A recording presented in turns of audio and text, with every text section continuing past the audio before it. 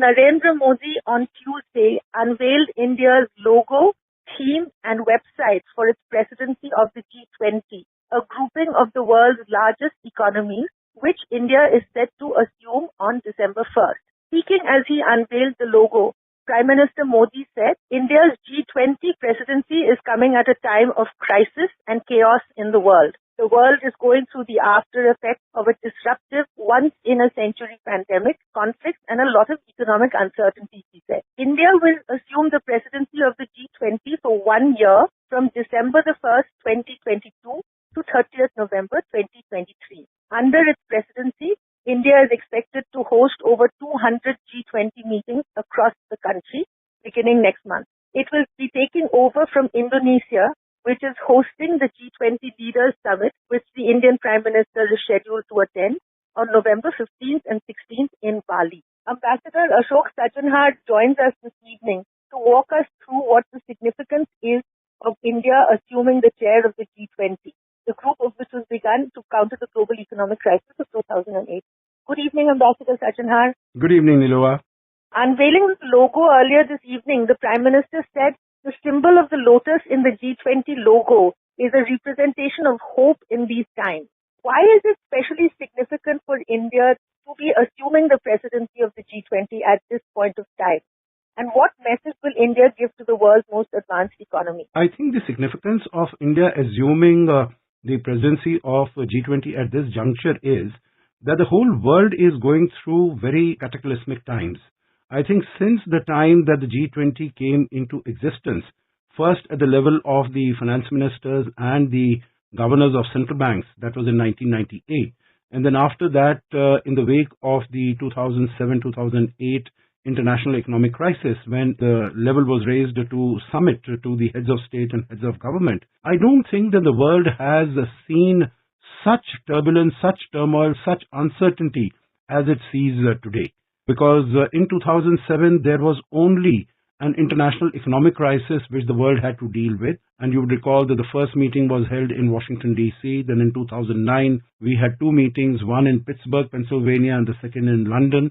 And 2010, again, we had two meetings, one in Toronto and the other in Seoul in South Korea. After that, we've been having meetings annually. But the challenges that the world has confronted over all this period, these challenges have basically been financial in nature as to how to deal with this. But today, the sort of situation as it exists is not only financial, not only economic, but also hugely political. First, we had the pandemic in 2020, and the economies of all the 200 countries in the world, they were severely adversely impacted. In addition to that, the health situation, even in developed countries, whether it is the United States or it is European countries or Japan, none of them was spared. All of them were affected. And scarcely the world trying to get out of the impact of the COVID-19 that we have the Russia-Ukraine conflict. And that has now been going on for more than 8 months. Now, it might be a localized conflict in terms of its geographical coverage, Nilova. That's only in Europe, in Russia and Ukraine. But its implications have been truly global. We have seen in terms of the shortages of food, in terms of shortages of fertilizer, in terms of shortages of fuel, the energy shortages. And of course, in addition, we've had these huge supply chain disruptions. And the countries which are getting majorly affected by it are not so much the developed countries, although they are witnessing inflation which is the highest in 40 years in the US and in the United Kingdom. But it is the developing countries of Asia, of Africa and South America which are being forced to bear the brunt of this conflict, while they are in no way responsible for this. So I think the situation at which India assumes the presidency is very significant. And what you mentioned just now, Prime Minister said that irrespective of the circumstances and the surroundings around it, the lotus always continues to bloom. And so our logo, which has the lotus and which encapsulates the customs and traditions and civilizational ethos of India, so we will be able to make this contribution to the world in these times of difficulty. Ashok, this is going to be the largest, the G20 summit when we hold it next year in September, I believe, is going to be the largest ever such conclave India has ever hosted. Now, besides all of the various meetings across the countries that are going to be held in the run-up to that summit, what do you think are the particular areas that India would be specially interested in highlighting and trying to give the message go forward? Couple of points here, Nilova. You are very right that it will be the highest ever gathering of world leaders in India when the summit takes place in India in September of next year. But I think in addition to the numbers, we also need to be mindful that all the G7 members are going to be in India. All the P5 members are going to be in India. All the BRICS members, there is an overlap between all of these. The point I'm making is that these are going to be very significant players in the international, on the global scene, whether it is in the area of economy or it is in the area of politics for that matter. G20 represents about 80% of the global GDP. It represents 75% of international trade, about two-thirds of the world population, and about 60% of the world's area. So, it's a very significant body in that sense. Now, in terms of the message that India would seek to give, I think what we really need to also keep in mind is two things. Number one, that this is a platform. This is a global forum for discussing and taking decisions on economic cooperation, global financial architecture, etc. It doesn't really deal with the political issues.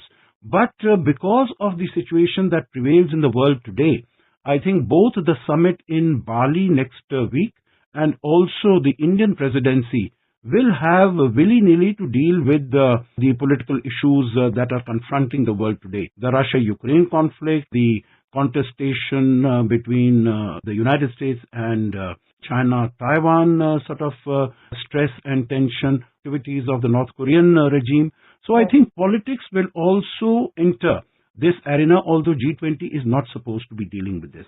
I was sort of more looking to try and ask you what the focus areas of India will be in this particular platform or forum. Russia is a member of the G20, as is China, and you raised all of these very pertinent political issues.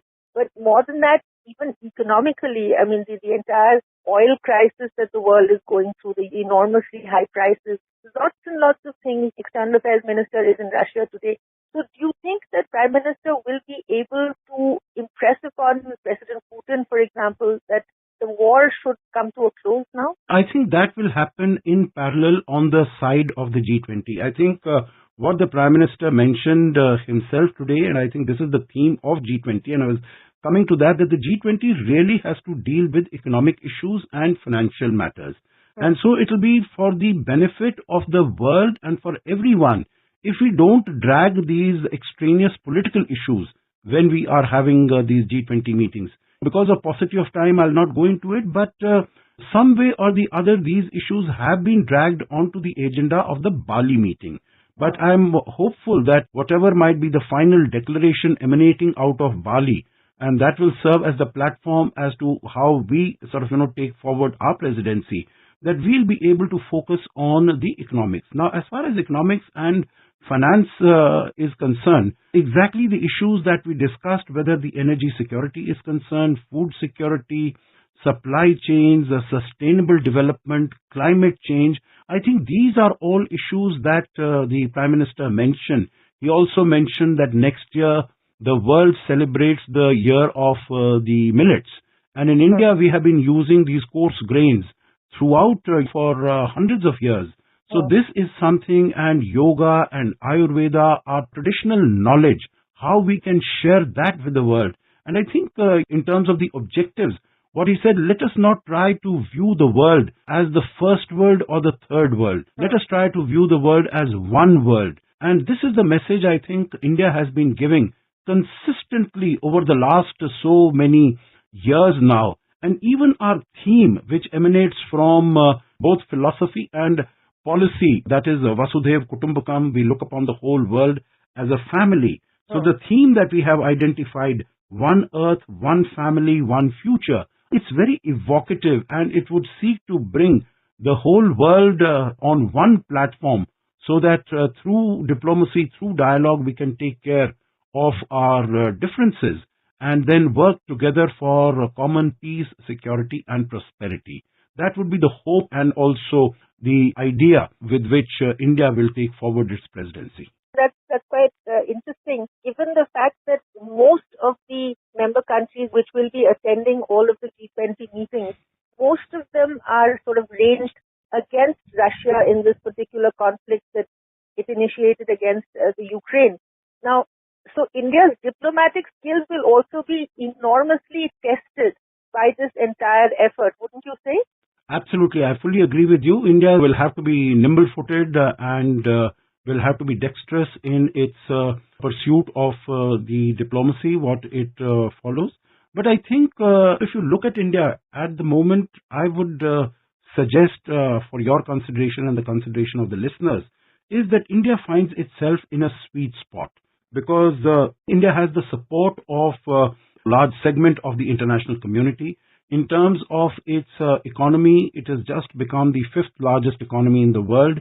And many international financial agencies like Morgan Stanley and the others are suggesting that over the next 5 years, India will be the fourth largest economy, and by the beginning of the 2030s, India will be the third largest economy. It is, in any case, the fastest growing major economy in the world. I think the manner in which India has dealt with the COVID-19 pandemic, whether it is in terms of the health impact or the economic impact, and the manner in which it has been able to create and manufacture these vaccines, and while using it for itself, it has also been able to share this with more than 200 million doses with about 100 countries. It has resulted in the image of India and the profile of India and the respect that it has earned in the world. I think that has gone up. So that gives it much greater leverage in terms of providing a leadership to the world when it takes over as the presidency of the G20 from 1st of December. Thank you so very much, Ambassador Sajjanhar. Thank you very much.